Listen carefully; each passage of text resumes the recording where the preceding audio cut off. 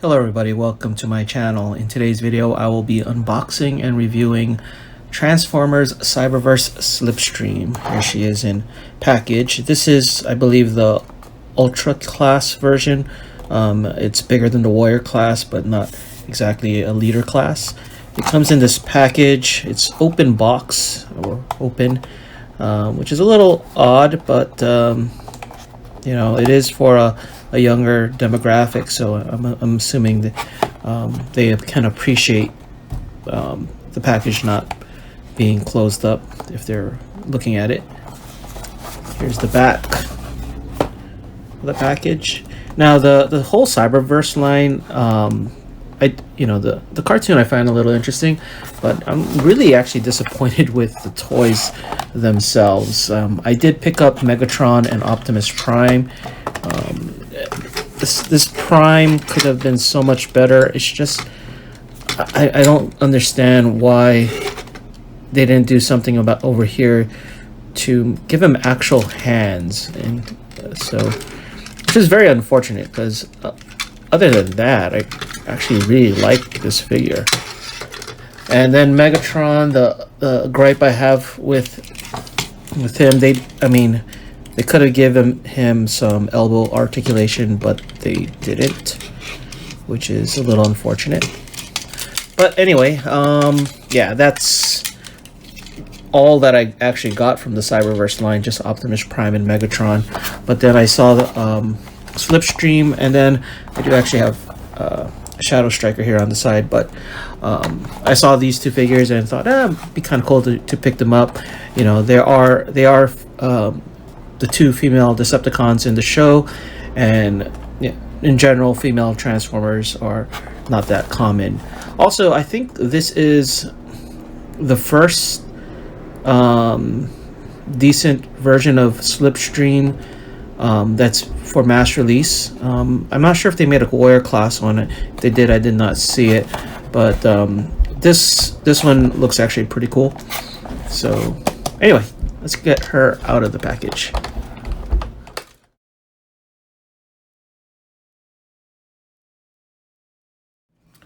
Okay, here she is out of the package. All that she comes with is this instruction sheet. No other accessories. And simple 9 steps to transform. Let's put that aside. Let's go through the robot mode. So here she is in robot mode. I guess a lot of nice little detailing. These are two different tone colored purples. Not sure if that shows up on the camera. You can see the detail on her face.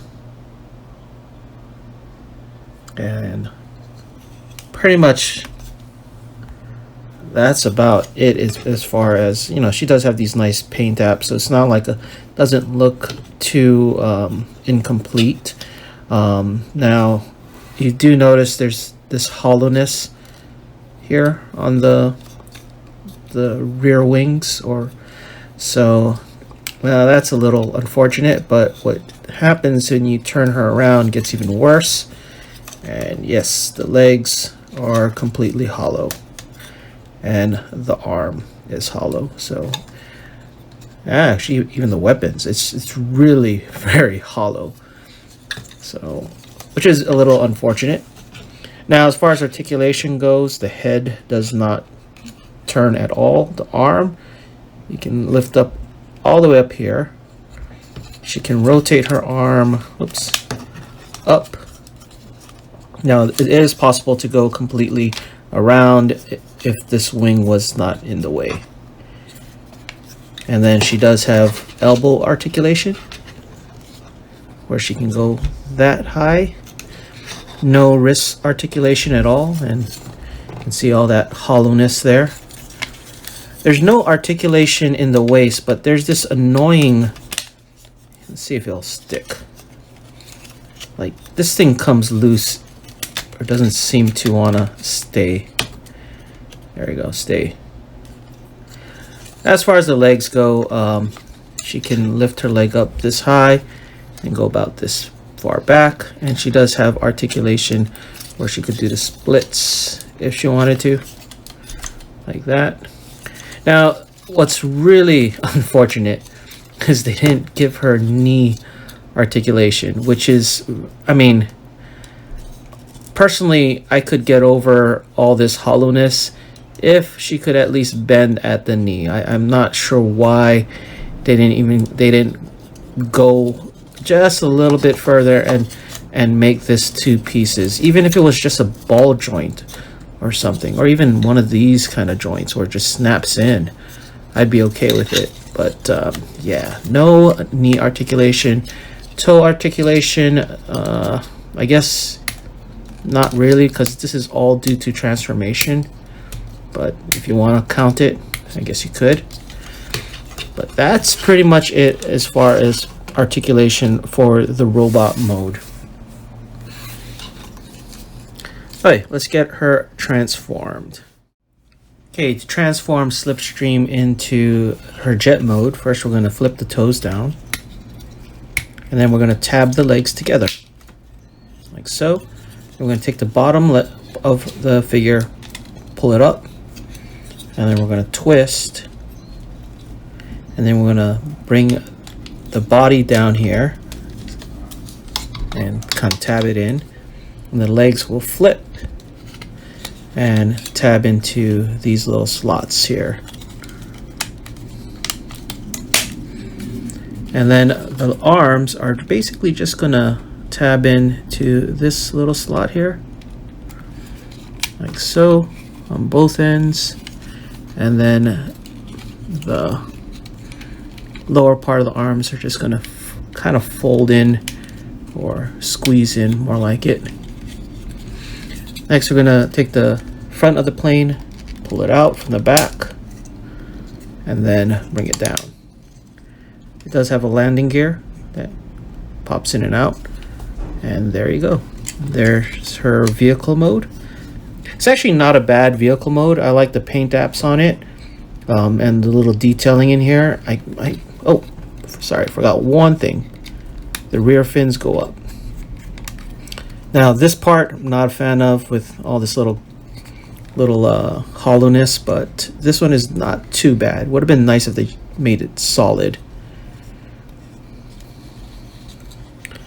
But here's her jet mode. Not liking that the hands stick out like this, but it is what it is.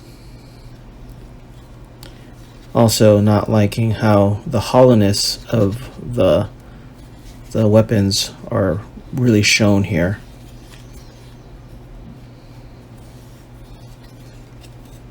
Now the gimmick for this figure is what they call a sonic swirl here. So let's try get that activated. To activate the gimmick is you basically squeeze the two guns here. See if I can get it without being in the way, and then that pops out. I guess you should be able to spin it or do like that with it. Really unnecessary in my opinion, but this line is really made for younger folks, so you know, maybe that's what kids like. I mean, if I were to put time and effort, let's see if I can get it to stick back into the line, I would have at least made it less hollow and more, am I pressing the gimmick? Less hollow and more articulation, but that's just me. Anyway, all in all, I think I like the figure for what it is. I mean, honestly, the price point for me would probably be better at maybe $15 opposed to $20, but it is pretty hefty in size. And speaking of size, let's get her back into robot mode and compare her with the only two Cyberverse figures I have, which are Leader Optimus Prime and Leader Megatron. Okay, so here's Slipstream next to Leader Megatron and Leader Optimus Prime from the Cyberverse line. I think she matches in this scale, so that's kind of cool. Anyway, all in all, I'm pretty happy with this figure. It has its downsides, but overall, I think I can get past the knee articulation. Well, let me know what you guys think in the comments below. Are you guys collecting the Cyberverse toys?